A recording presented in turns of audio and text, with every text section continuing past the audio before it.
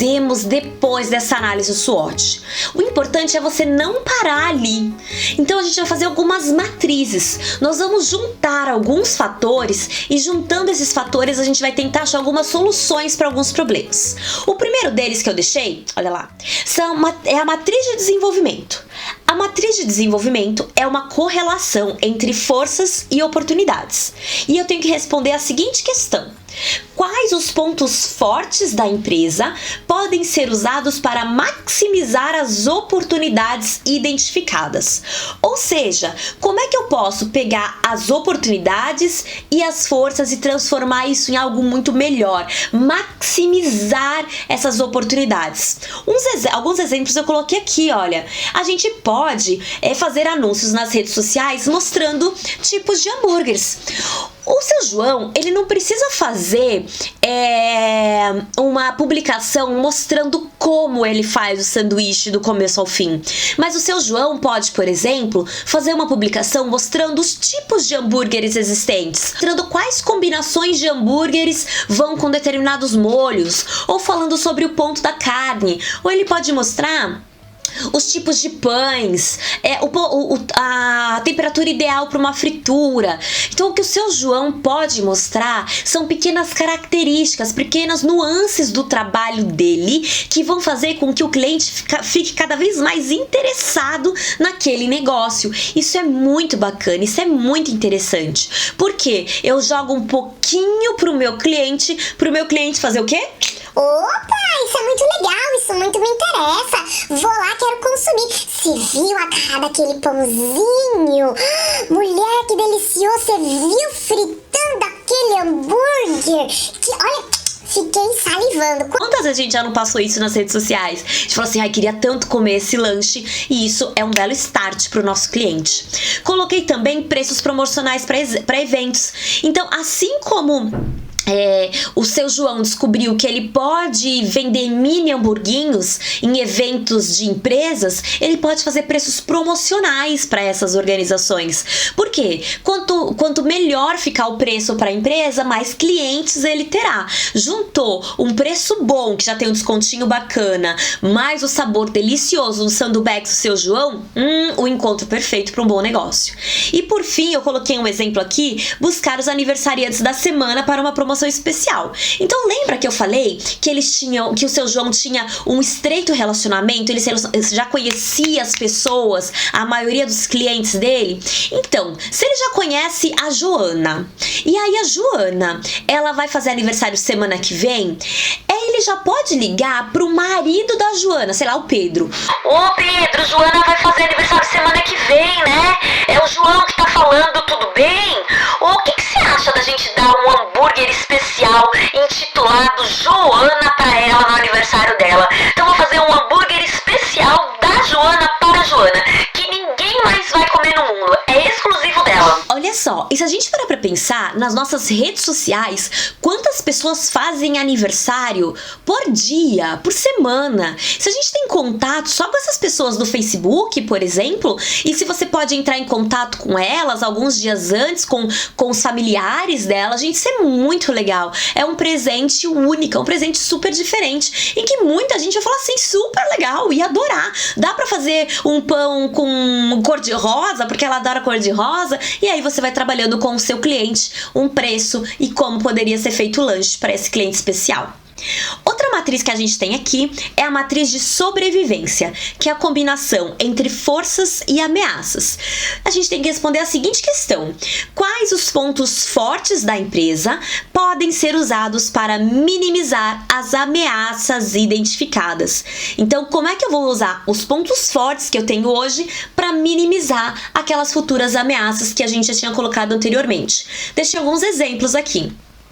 Um deles é mostrar as suas vantagens diante dos concorrentes. Já dei um spoiler anteriormente. Então, se ele mostra que o pãozinho dele é o mais caseiro, que o hambúrguer dele tem um tempero especial, se ele mostra como é que é o modo de preparo, se ele mostra exclusividades do lanche dele, isso já vai colocando ele à frente dos clientes. Quando o cliente quer comer um lanche mais especial, mais elaborado, um lanche com sabor mais caseiro, a pessoa pessoa imediatamente vai lembrar, opa, o hambúrguer, o sandubex do seu João, é isso que a gente quer. E outra coisa, fazer uma reserva de caixa. Por quê? Se de repente a gente tem uma queda na economia, a gente tem um processo de pandemia, João já fazendo a cada mês uma reserva para a emergência, que ele foi somando ao longo de um tempo, isso vai ajudar, vai dar tranquilidade para ele poder pensar nas estratégias, métodos alternativos, e nisso ele consegue parar, raciocinar e falar, opa, do jeito que tá, não vai dar para funcionar. Como é que eu posso fazer e melhorar essa perspectiva aqui? Outra matriz que eu tenho aqui é a matriz de restrições, que é o cruzamento aqui entre fraquezas e oportunidades. E a gente busca responder que ações você pode fazer para minimizar as fraquezas por meio das oportunidades levantadas. Então, por exemplo, uma das fraquezas, eu tenho um ponto de venda fora de grande circulação. Mas será que a gente precisa mesmo de um ponto de venda lá na avenida, quando eu posso trabalhar muito bem as redes sociais, quando eu posso trabalhar, por exemplo, eu coloquei aqui, olha, os aplicativos de alimentos, como Rappi, iFood, Uber Eats, entre outros que tem por aí. Então, será que eu realmente preciso investir mais para ir lá para a avenida, ter um ponto lá na avenida? Ou será que o valor que eu pagaria nesse ponto, eu posso investir nas redes sociais e identificar qual retorno eu vou ter? O quanto mais as pessoas vão enxergar a minha empresa, o meu negócio, quantos novos clientes vão enxergar o Sandubex, que vão elogiar o Sandubex, que vai ganhar mais estrela, que vai ficar mais visível, e assim vai indo, né? Então eu acho que a gente tem que pensar em algumas possibilidades muito positivas, principalmente quando a gente fala em termos de redes sociais. Anúncios em redes sociais hoje, eles não são tão caros. Então, se você for anunciar no Facebook, no Instagram, você não tem que ter um valor de um aporte tão absurdo, tão alto, e às vezes ele é tão ou mais eficiente do que o valor que eu ia pagar lá no aluguel de um negócio na avenida. Se a gente parar para pensar, por exemplo, só agora na época de pandemia, onde os negócios como um todo, eles estão de portas fechadas, porque estão proibidos, a gente está em isolamento social, então fechamento dos comércios, não adianta ter o ponto na avenida. O que importa é ter um bom relacionamento nas redes sociais para que os clientes saibam como te encontrar, independente de você estar com a porta aberta ou não. Tá bom? E outro ponto que eu coloquei é a entrega em domicílio. Geralmente, quando você trabalha com esses aplicativos, você já vai fazendo a entrega em domicílio. Mas se, por exemplo, ele também pode usar uma entrega em domicílio, porque como todo mundo muito perto dele, tá ali no bairro, talvez um sobrinho dele possa pegar uma bicicleta e fazer uma entrega, o sobrinho já ganha um dinheirinho, ele já consegue alcançar mais clientes, e assim vai de um amigo dele, da escola, que ele conheceu lá na escola, que tem uma moto, que tá a fim de tirar um dinheiro extra, também vai fazer as entregas para ele. É uma possibilidade. Uma das últimas matrizes que eu vou passar aqui para vocês é uma matriz de riscos.